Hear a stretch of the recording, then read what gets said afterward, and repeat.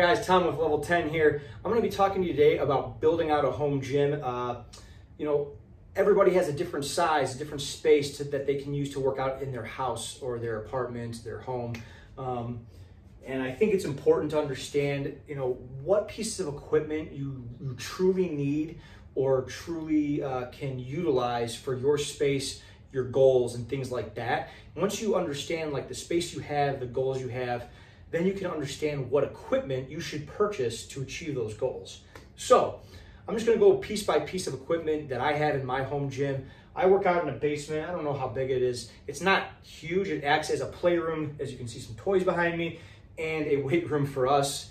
I have enough space to move around a little bit, do some things. I have a nice big mat that I use because I don't like working out on the exact carpet. And I'll just go through piece by piece what I have in my gym, from what I think is probably most important to, not as important, but I think it just gives you a good idea of, how to build out a home gym. So the first item I think everybody should consider is a pair of dumbbells, a set of dumbbells in some capacity. Now, if you want to spend money, you can get, a full rack of dumbbells. It's going to take up a lot of space though.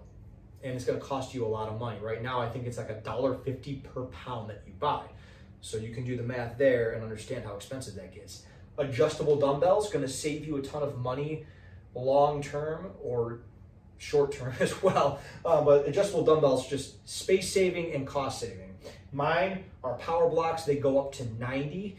Most standard sets go up to like 52.5, and then you can purchase add-ons from there to get heavier. Strongly recommend adjustable. Space saving, cost saving. Big purchase that I made, but I use them almost every workout, if not every workout.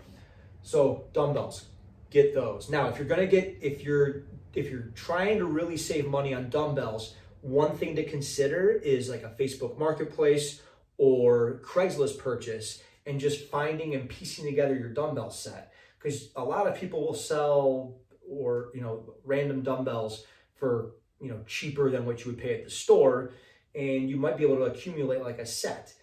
If that's the case, I recommend getting like a light, a medium, and a heavy, and whatever that's going to be for you is kind of like something you have to figure out. So it might, a light for you might be 15s, 20s, and then medium could be anywhere from like 35 to 45, and then heavier is going to be anywhere from like 60 to 90, just depending on how strong you are. But if you have a gamut of like that range of 3 sets, you can at least get started. You can do things with those heavy, medium, and light dumbbells. The next item, most standard item that most people will purchase, I'm going to say is probably a barbell.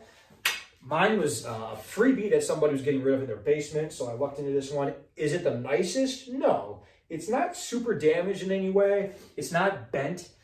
Those are things you want to look for if you're getting a used barbell. Is there a curve to it? You don't want that unless it's the Duffalo bar, which is supposed to be curved, but don't worry about that. Make sure that the ends aren't coming off. Mine were a little loose. I had to tighten the bolt on them, and they're fine now.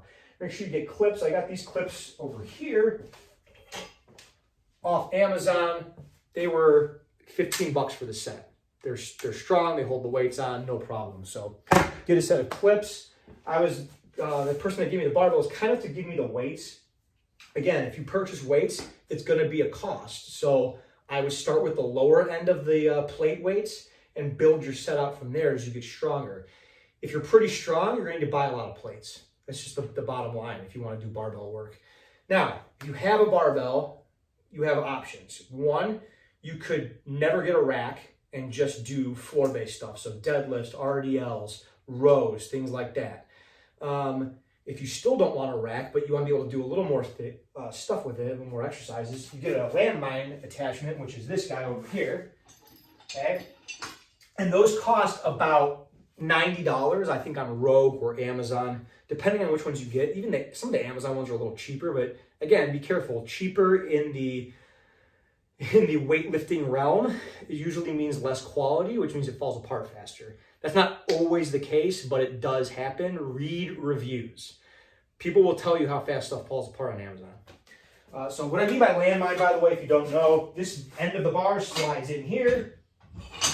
And now I can do, Landmine pressing. So I can do a little more pressing work with my barbell. I can do rows, right? I can go like this. I can do my squats. So now I have the ability to squat with my barbell even though I don't have a rack. Obviously, you could clean it and do front squats, a little more difficult for most people though. But you have options if you have a barbell and dumbbells. Third piece of equipment I'm going to recommend, I'm going to take you over here because I think this is actually more important than most people think, is the pull-up bar. I got my pull-up bar off Amazon for $25. Sounds cheap. It's very sturdy. Like that's just cracking because I'm pulling on it hard. But these screws right here, okay, those screws are like that long, they're thick, and they go into the studs. So I know that my my pull-up bar is going nowhere. It's sturdy, it's strong, it's mounted in. Now, depending on where you work out, you may not want a pull-up bar mounted over your doorway. Understandable. If you're in an apartment, they're probably not going to let you mount a pull-up bar. You can get the ones that like they self-mount into the wall. They kind of use the doorway. They use the door frame as the fulcrum point or whatever you want to call it. I'm not a physicist. And basically, as you pull down, it actually stays in the doorway nice and strong. You can find those on Amazon. Probably the same price as the one I have. It's just a different method of using it. And you can move it doorway to doorway to doorway. Make sure your door frame, it's gonna, usually has padding on it to protect the door frame from getting scuffed up, but it's black. And if you have like white paint on your door frame, that could get a little scuffed up. So just things to think about if you're getting a pull-up bar. If you have one that's bolted in, it's a lot easier to do like band assisted, things like that.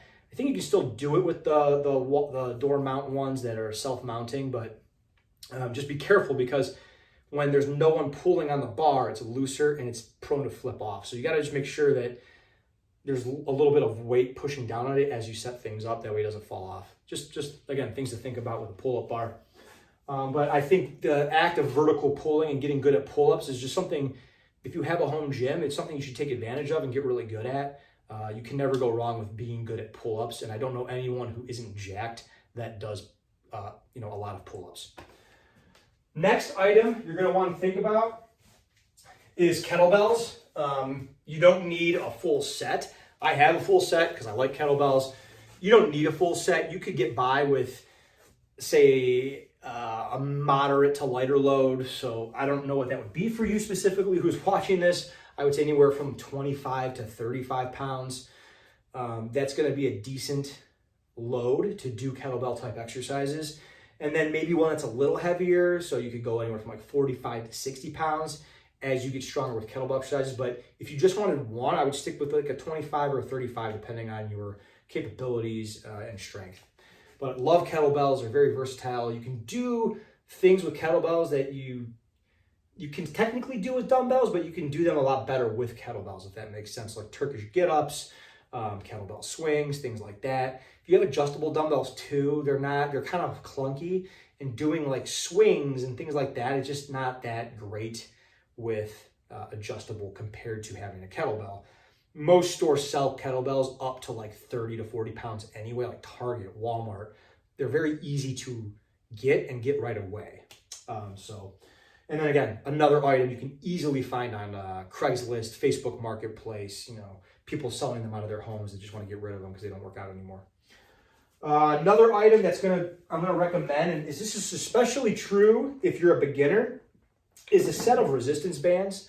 They look like this. They're called pull-up bands or stretch bands, but they have good tensile strength, and they range in different tensile strengths. So I have a blue one back there somewhere that's super light, and then the orange, green, red, and the thick blue, which is like very heavy in its resistance.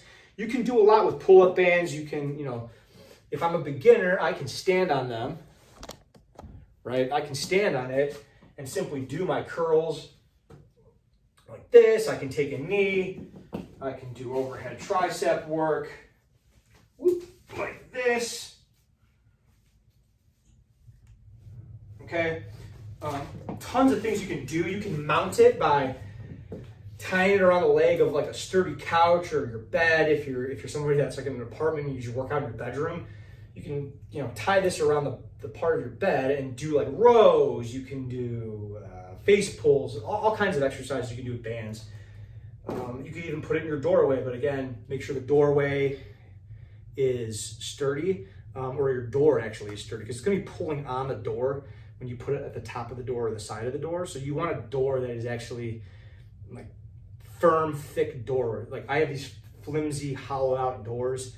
I don't put bands in them because I know it's going to damage the door. So, and I'll get into that with TRX as well, but for now we're talking about bands. I think, you know, a beginner can make great progress with bands only. During the pandemic, everything was shut down. We had clients, all they had was bands. Some of them were like, oh, I had a gym membership. I had nothing in my house. They ordered bands because they knew they could get them quickly. They got their bands. They were able to make progress doing bands and bodyweight exercises, you know, over the course of a month or two before gyms open back up. So bands, if you're a beginner, fantastic. I use them occasionally. You can, even if you have light dumbbells, you can combo the dumbbells and bands and do like dumbbell banded rows and RDLs, things like that, to add more tension if you don't have a full dumbbell set. The next thing I want to talk about is the TRX straps. So these are my TRX straps.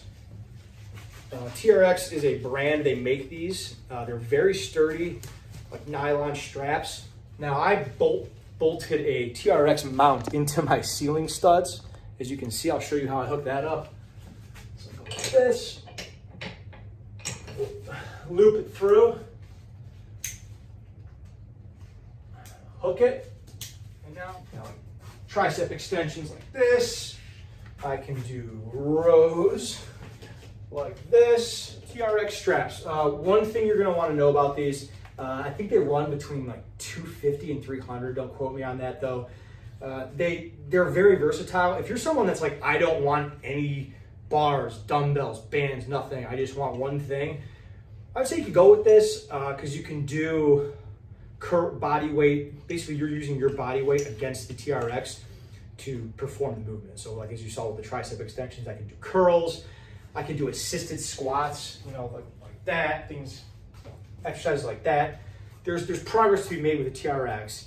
Is it a need? I wouldn't say it's a need unless you're somebody that's just looking for a space saver and you just want one piece of equipment. It's because it's versatile. You can do a lot with it. And as you use it, right? So I can stand here and do these rows and I'm up high, right? So they're easier.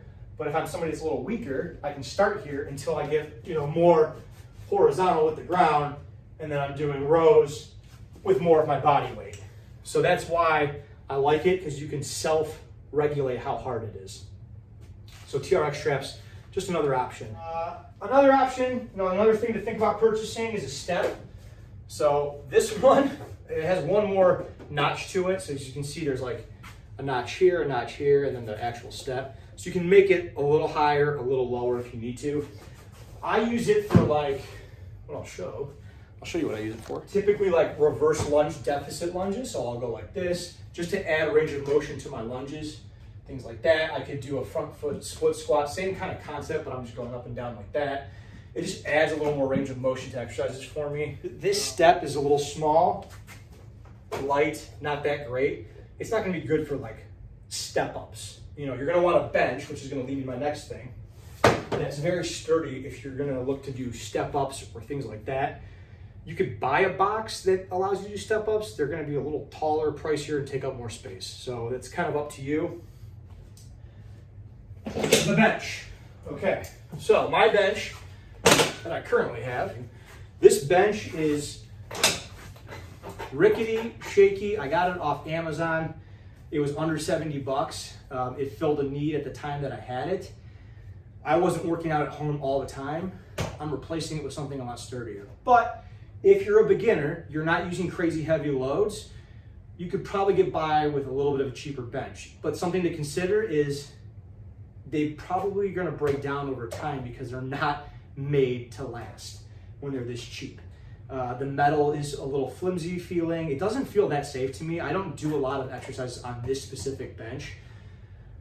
That's why I'm getting something sturdier. I use it more for as a support for Bulgarian split squats. You know, my wife will use it. She doesn't lift crazy heavy loads, so she can bench on it just fine. It's fine, it's safe, but I wouldn't go crazy with the loads that I'm using on this and trust it to hold me up. It's where you want something that's got a little more, you know, build to it. Benches, you know, again, it's going to be something that takes up a little bit of space. You can stand them up, you can do whatever you want with them in terms of making them fit your space. Is it a need? I would say it's going to make things a lot easier to have a bench, just in terms of like if you have a good set of dumbbells, you have a barbell, you wind up getting a rack, squat rack, or just a bench rack. Yeah, you're going to need a bench if you want to do a lot of stuff with it. It does make life a little easier to have a bench. Is it an absolute need? No, I won't say it's an absolute need, but it's definitely something to consider purchasing. A good bench is going to be like $150 and up, like a quality sturdy bench. I'm talking low end. My new one's coming from Titan Fitness. I think I paid like $150 for it. I tested it out at somebody's house that I knew that had it. It felt sturdy, it felt safe, it felt way less shaky than this one. So overall, I think those are all the major options. I have one more set of things, as you can see behind me. I'm gonna go grab it. So I'm gonna move my bench. This is definitely not a need. This is something I wanted because I wanted to work on dips and inverted rows. Parallel bars. These were like $50 when I bought them, and then over the course of the pandemic, these got pricier. So this is what they look like. They're about 3 feet off the ground, maybe a little less. But you can do dips on them. I like these because I don't like bench dips. So I can go here, okay, do my dips. If I wanted to load heavier, I throw a backpack on. I have a big backpack there. I can throw some weights in there, do loaded dips. I can do my inverted rows here, get underneath, do my inverted rows. Okay, and you can make those harder. Just like with the TRX, I can make things harder with the parallel bars. So just a random piece of, not random, but just a side piece of equipment that I have. Definitely not a need, but it can serve a purpose if you're trying to get really good at body weight type exercises, dips, rows, things like that. This and this would be probably one of your better options. I think that's everything for the home gym. Obviously, if you want to go crazy with stuff, you can think about cable sets, you can think about squat racks, bumper plates, gamut of machines on all kinds of websites, but the basics are here. These are the basics. You can make a ton of progress with these. You can do a lot with these. So, if you're thinking about building your home gym, just consider these options first before expanding out.